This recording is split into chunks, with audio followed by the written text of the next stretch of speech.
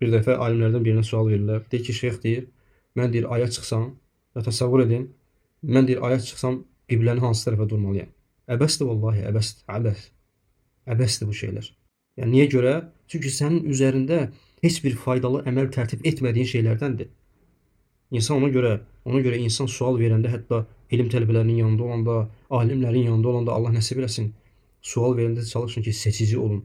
Sual vermək xatirinə sual vermək lazım deyil. Sual vermək insanı ya sənin əleyhinə olacaq o sual, ya lehinə olacaq. Ya boş danışıq olacaq, ya sənin üçün fayda olacaq. Ona görə sual verməmişdən qabaq fikirləş. Bu sual mənim dünya və axirətimə bir faydası var yoxsa yoxdur? Elə orada dayan.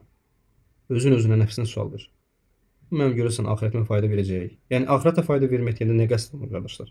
Yəni axirətə fayda vermək deyəndə o qəsd olunur ki, sən o sualın cavabından sonra əməl eləyəcəksən və ola bilsin ki, o əməlin sayəsində cənnəti qazanırsan.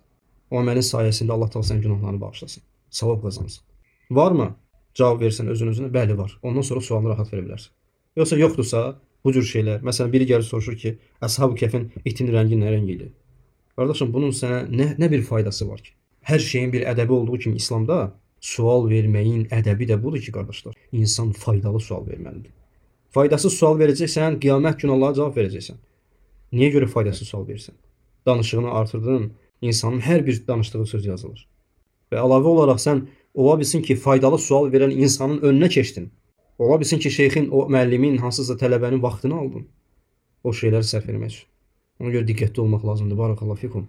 Sual verdiyiniz zaman sualın ədəbindəndir ki, ancaq fayda olan suallar vermək lazımdır.